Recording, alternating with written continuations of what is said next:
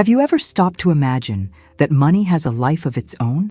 That it's not just a piece of printed paper or cold numbers on a bank screen, but rather a living presence that observes, responds, and moves according to the way you treat it? Sounds strange, doesn't it? But that was precisely one of the greatest discoveries of Florence Scovel Shinn, a woman who in the middle of the 1920s dared to challenge the limiting beliefs of her time and teach something that still seems revolutionary today.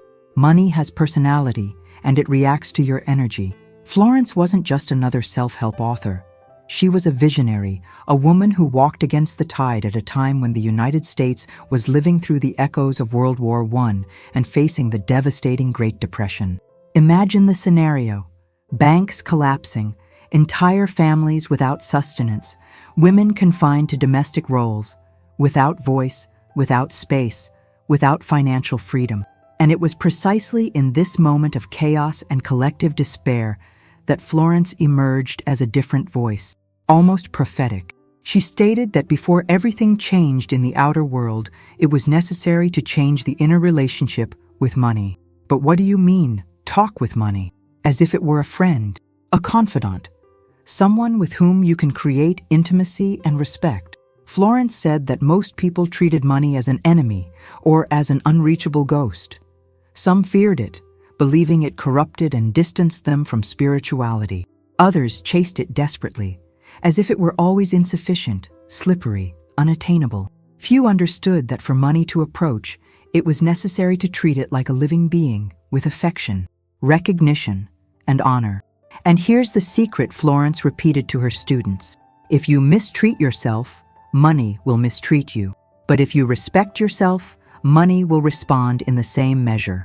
This phrase resonated like an electric shock for women who at the time were taught to be content with little, not to question, not to dream of abundance. Suddenly, an art teacher transformed into a spiritual guide was telling them that money had eyes, ears, and even a heart, and that the way they spoke to it could transform reality in less than 30 days. Think about it. How many times have you complained about not having money? How many times have you said phrases like, "Money goes away fast"? "There's never enough left." "Money doesn't grow on trees." Florence called these insults almost as if they were offenses directed at a person. Imagine treating a friend like that, always criticizing, always distrusting, always saying they're not enough, or that they never do anything good for you. What would that friend's reaction be? They would walk away, of course. And Florence said that with money, exactly the same thing happened. That's why her proposal was so daring. Treat money like an honored guest, a faithful ally, a friendly presence.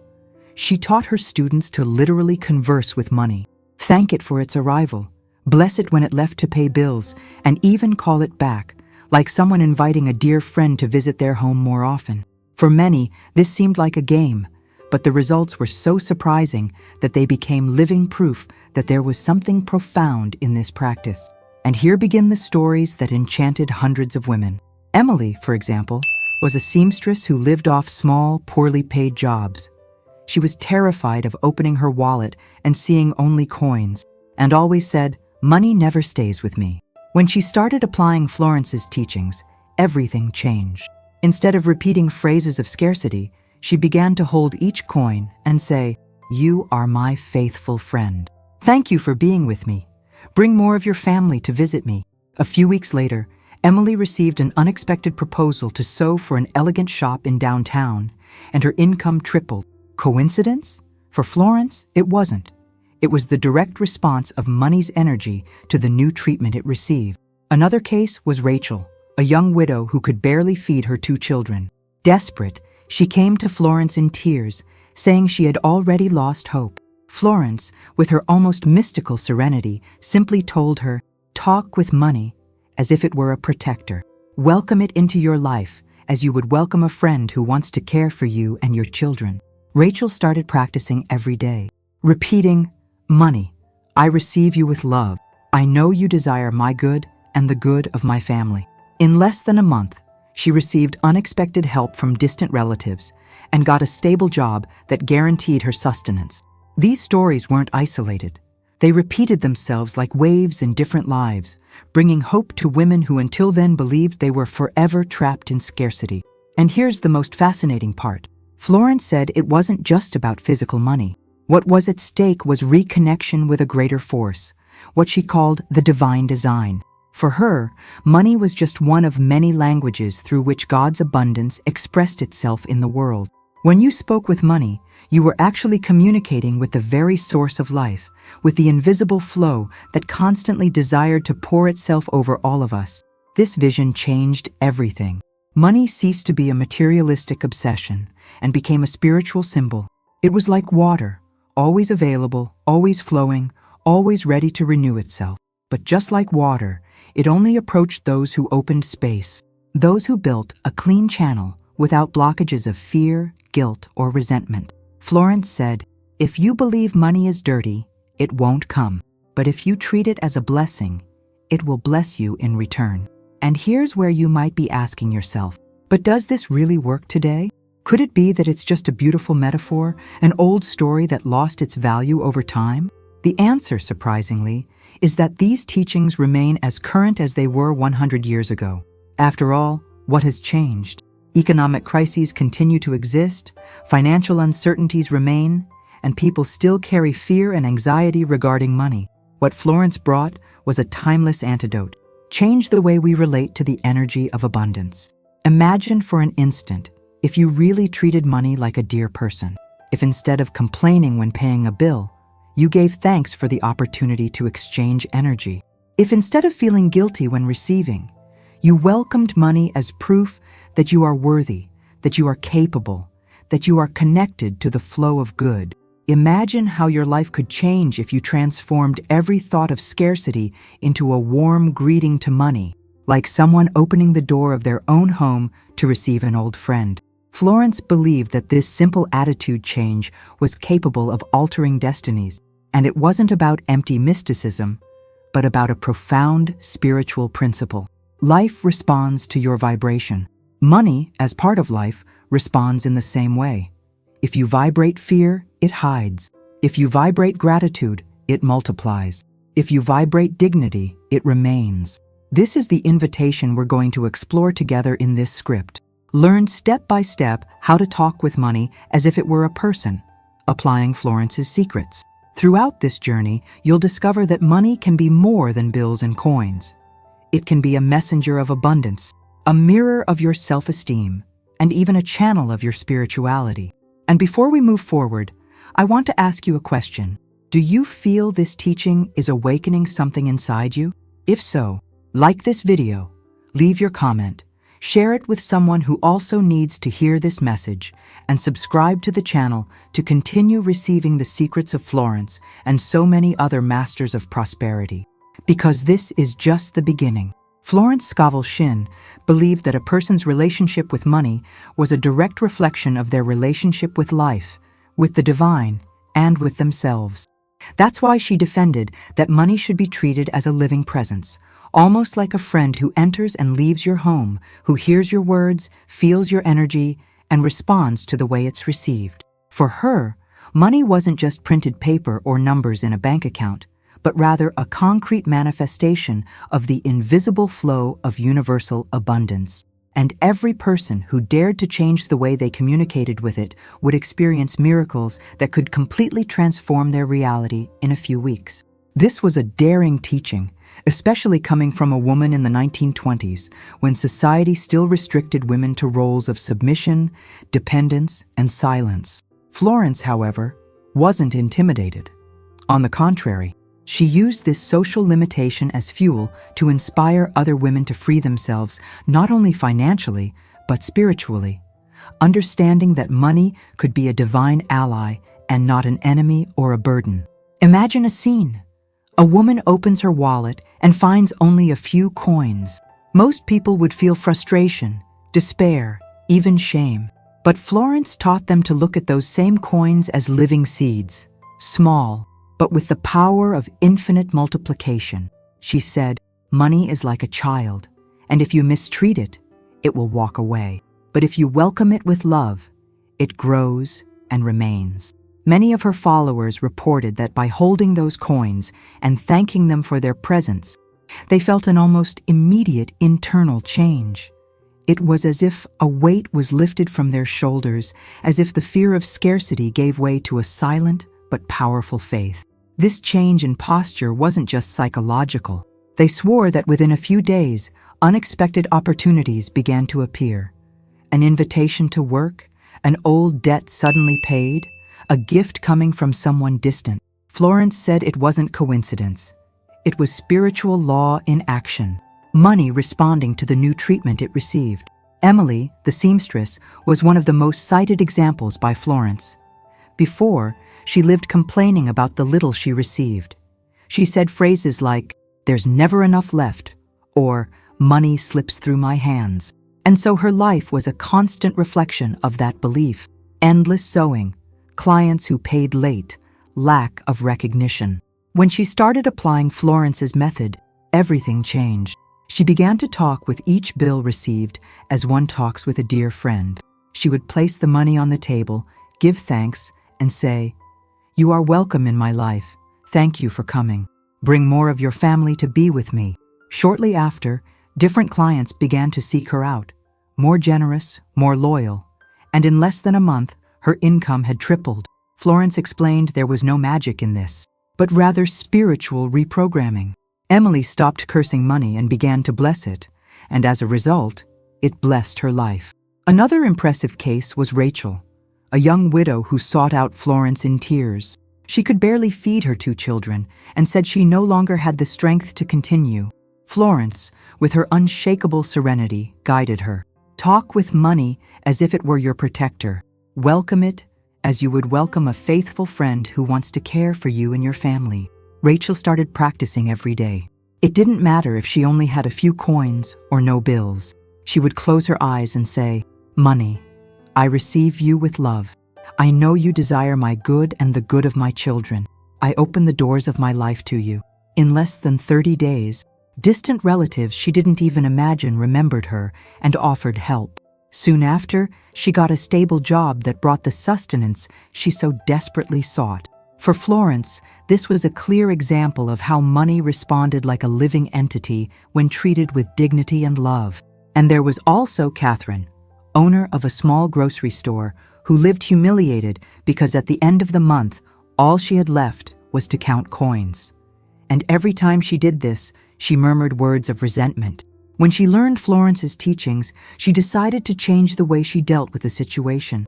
Instead of cursing the coins, she began to hold them and say, "Thank you for being with me. You are proof that there is a flow that doesn't abandon me. You are the beginning of a greater harvest." A few weeks later, customers began to appear out of nowhere. Sales increased, and her grocery store flourished in a way she had never experienced. Florence explained that this was natural, because when someone changes the energy with which they relate to money, they also change the energy they emanate to the world. And the world responds in consonance.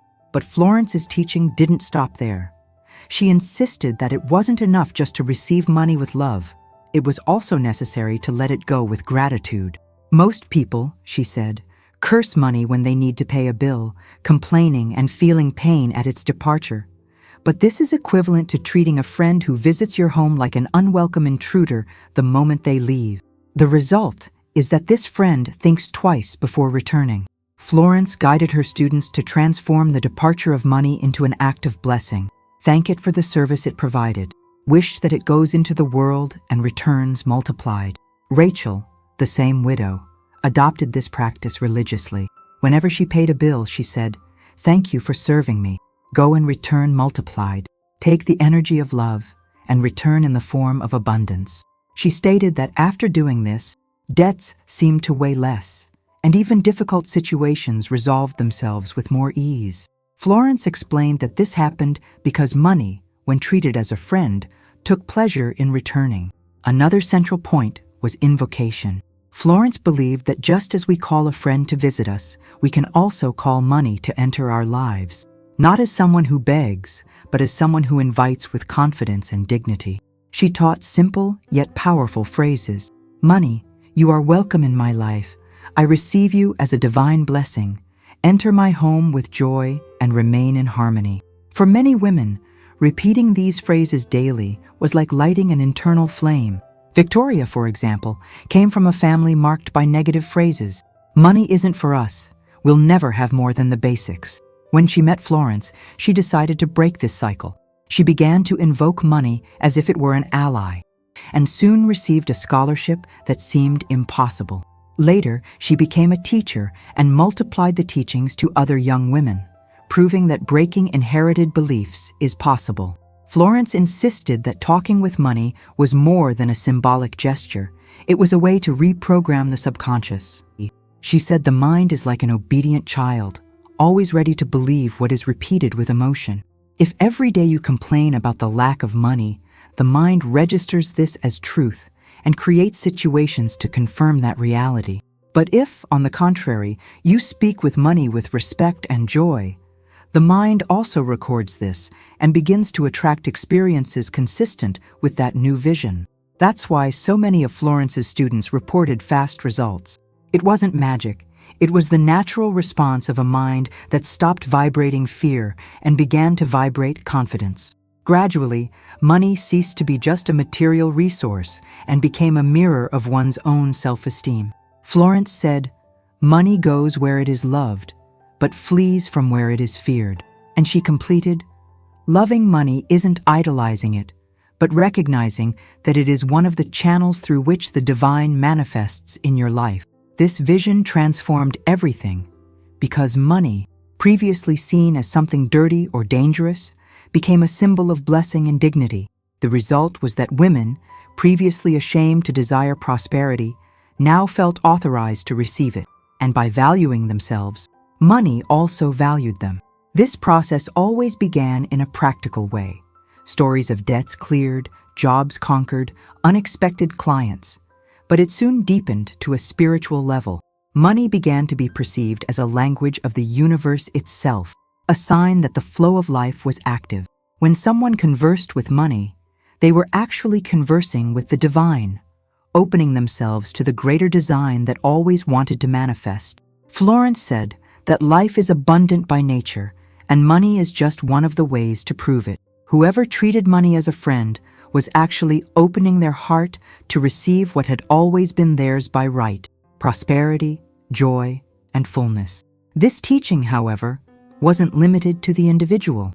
There was a collective force that formed when women shared their experiences. Every time one told how she transformed her life, another gained courage to try as well. Emily inspired Catherine, Catherine inspired Rachel, Rachel inspired Victoria, and thus a chain of faith was formed that grew with each new testimony. It was as if each individual victory were a lighthouse lit, illuminating the path for others. Florence believed this was one of the greatest miracles, not just the financial change, but the creation of a community of women freed from fear and connected to the spiritual power of abundance. And here's the beauty of this teaching. It hasn't lost validity over time. Even today, amid modern economic crises, debts, uncertainties, and financial anxiety that so many people carry, Florence's proposal continues to be as current as it was 100 years ago, because the principle is timeless. Money responds to the energy you emit. If you curse it, it hides. If you bless it, it approaches. If you treat it with love, it multiplies. The invitation, then, is simple. Start today to talk with money as if it were a person. Thank it when it arrives, bless it when it leaves, invite it when you miss it, and above all, treat it with dignity as you would treat a loyal friend. Because as Florence said, when you change your relationship with money, it's not just your bank account that transforms, it's your entire life that begins to reflect the flow of divine abundance. When she spoke about conversing with money as if it were a person, many looked at her with strangeness, as someone hears something too fanciful to be taken seriously. But the women who dared to apply this teaching realized that the real secret wasn't in the act itself of talking with bills or coins, but in the inner transformation that this gesture provoked. And it's at this point that we arrive at the grand conclusion of this message, understanding that talking with money is, above all, talking with yourself, with your dignity, with your faith, and with your deservingness. Money, Florence said, is just a mirror. If you believe you're not worthy of prospering, it confirms that belief and keeps its distance. But if you open yourself to receive it as part of the natural flow of life, it approaches, bringing not just resources, but also signs that the universe is conspiring in your favor. This perception leads to a profound change. Money ceases to be an end in itself and becomes an ally in your spiritual journey. Florence always stated that financial results were just the first layer of transformation.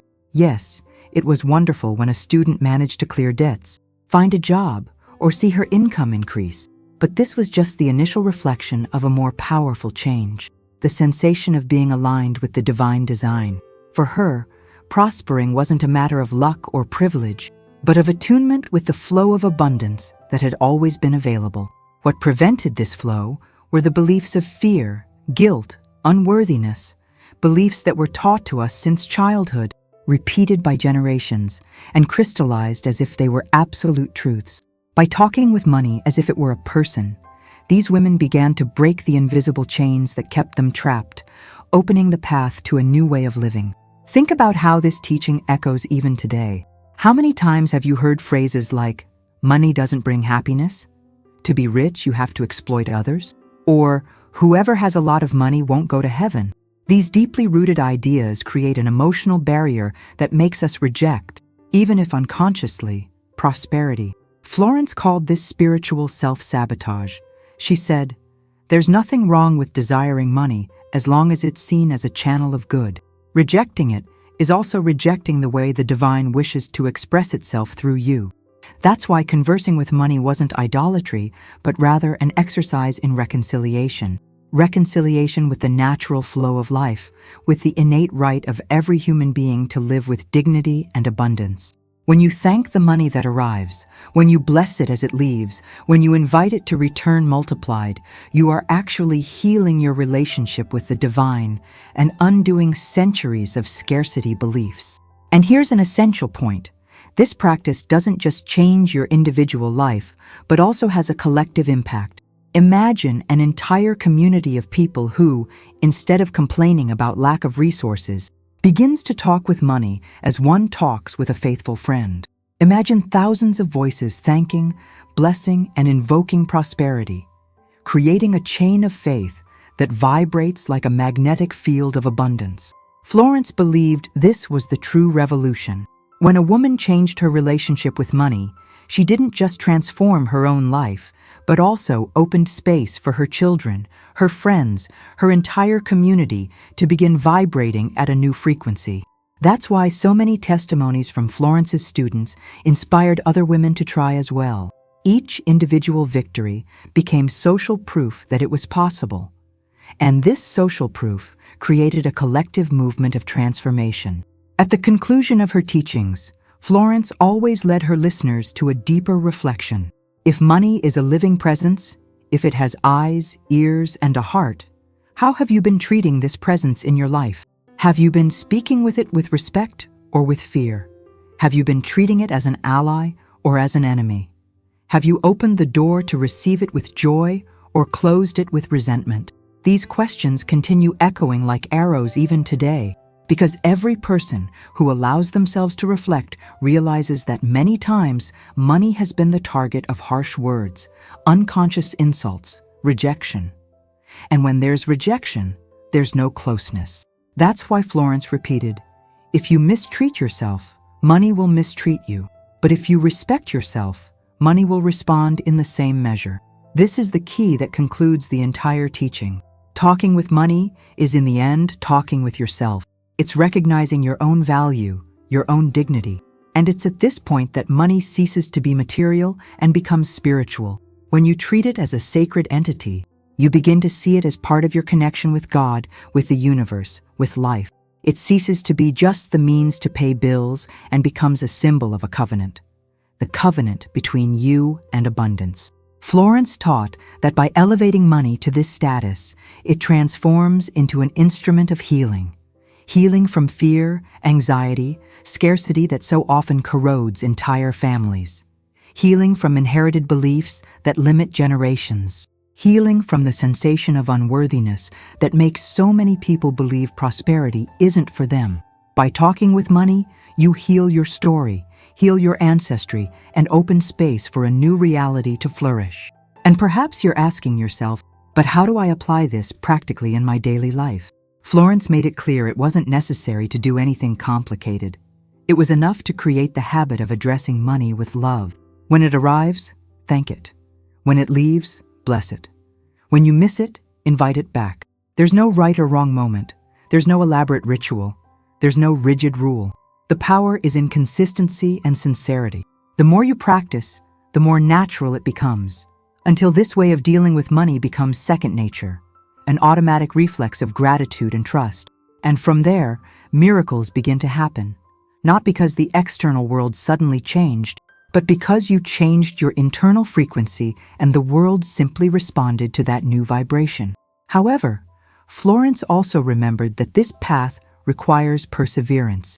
Many people start enthusiastically, but soon get discouraged when they don't see immediate results. She warned, life responds in the right time, not in your time. But if you persevere, the answer will come, and it will come multiplied. This is an important point for our conclusion. Talking with money isn't a magic formula to get rich overnight, but a path of gradual transformation that, when practiced with faith, inevitably leads to a life of greater abundance. And this abundance isn't limited to numbers in a bank account. It manifests in opportunities, relationships, health, inner peace. Money is just one of the visible signs of a much broader process. As we conclude this journey, I want you to imagine something. Close your eyes and visualize money as a person in front of you. How would it be looking at you at this moment? With distrust, because it always heard your complaints and grievances? Or with affection, because it has been welcomed and respected? What would you like to say to it right now in this instant? Perhaps it's time to apologize for the harsh words of the past. Perhaps it's the moment to open your arms and say, I receive you as a blessing. I recognize you are a divine gift. I invite you to remain in my life. This simple visualization can be the beginning of a new phase, the turning point where you begin to transform not just your relationship with money, but your entire existence. And remember, every time you choose to talk with money as a friend, you're sending a message to the universe that you trust, that you're opening yourself, that you believe in the flow of life. This message doesn't go unanswered. Sooner or later, the universe finds ways to confirm your faith.